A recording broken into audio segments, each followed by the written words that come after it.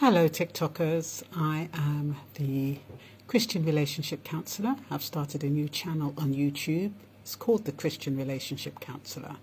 So I hope you find it, and I hope you subscribe, and I hope you find it edifying. And if you do, I hope you share it.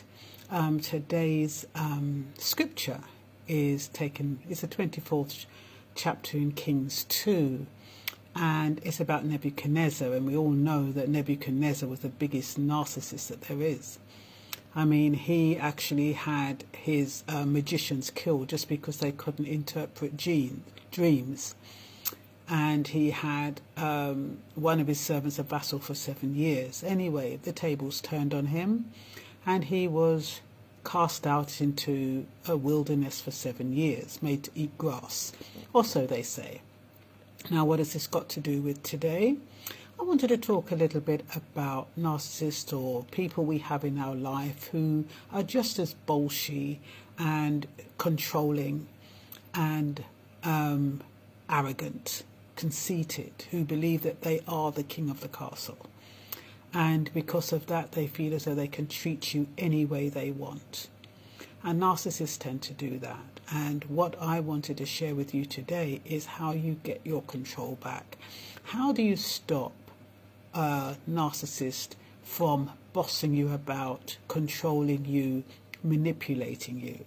How do you actually cast them out into the wilderness and debase them so that they come to their senses?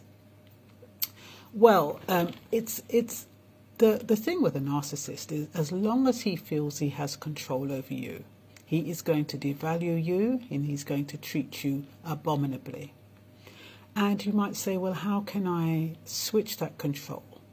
How can I stop him from being horrible to me and gaslighting me and hoovering me? How can I stop him from doing these things that are turning me crazy? Well, like I said in a previous video, if you don't change the way you do things, you're going to get the same outcome. Now, a narcissist depends on your good treatment, yet he depends on your attention, he depends on you supporting him, and I'm talking him just to say, instead of saying him and her, and he depends on your consistency. Now, what he doesn't expect is for you to support him but detach yourself. He doesn't expect you to be consistent and then inconsistent with your support. What you need to do is destabilize the narcissist, destabilize that person in your life who's hurting you and giving you pain. And the only way you can do that and take back control is to relinquish the control of the narcissist. He cannot control you if he doesn't know what you're doing, what you're up to. If you change, and you change very subtly and very slowly. So, for example, if you're used to treating him or her a certain way, what you do is you continue to do that, but you withdraw any affection or any love that goes with it. You actually become, oh dear, I have to do this all the time, don't I? Yeah. Sorry about that. Yeah, you become emotionally detached. If you can manage to become emotionally detached, then you're on your way to winning the fight, to getting your control back, to controlling your life again. Too many of us have got ourselves involved in relationships where we have allowed the man to control us just because, in biblical terms, they are supposed to rule the house. Women are supposed to be submissive to them. So we have allowed it. And it's sometimes you might think, oh, it's too late to change. And it's never too late for a shower of rain. So all I'm saying is that you're not going to be vindictive. You're not going to be heartless. You're not going to be cruel. What you are going to do, you're not going to be dependent on their love bombing, all the attention they throw on you because they want something from you. The only attention you want is the one from the Father. The only love you need is the one from the Father. If you get it from anyone else, it's a bonus. But you mustn't depend on it, because if you depend on it, you're going to be vulnerable. What will happen is, when you become detached, emotionally detached from a narcissist, he or she will sense it. And then they will start trying to do things right to get you back on side. Because the whole thing with a narcissist is that they want to be able to feed off of you. And if they are unable to feed off of you, they're going to think, because they're so arrogant and self-centered, they're going to believe that if they do everything for you, you're going to think that they've changed, and you're going to have them on side again, and they're going to be able to draw you in. And once they draw you in, that is when they've got you. That is when you lose control.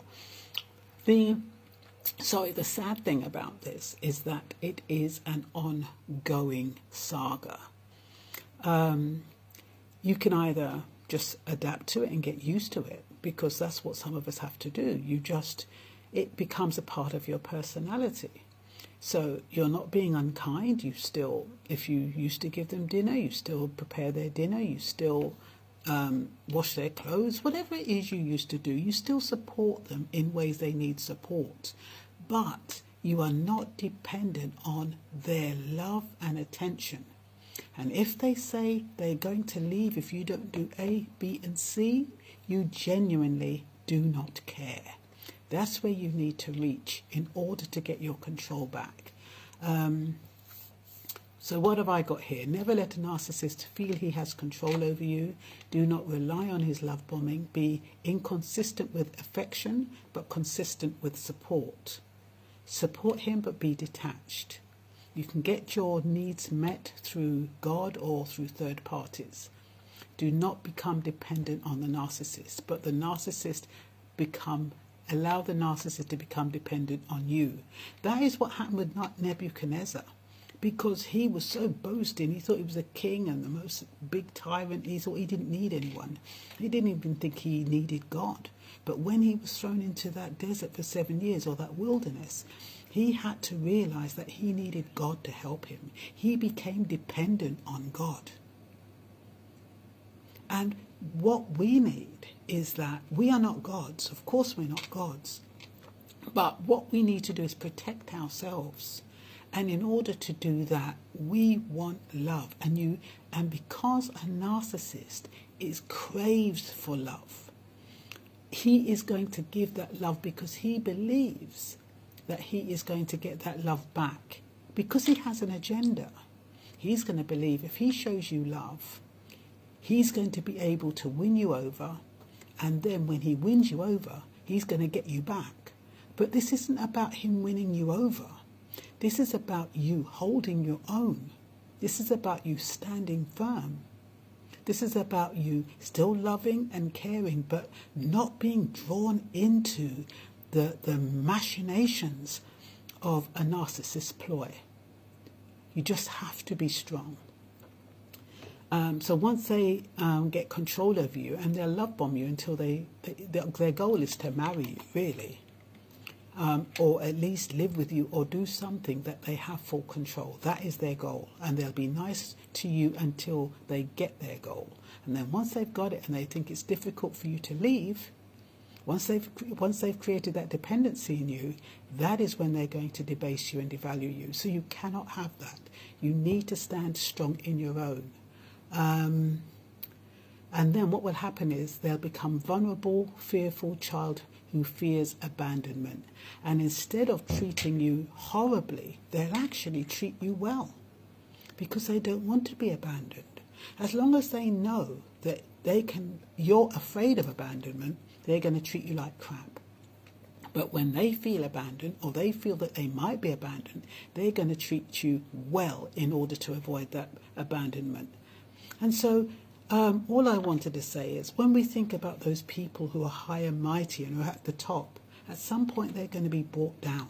And it's the same like the narcissist in your life.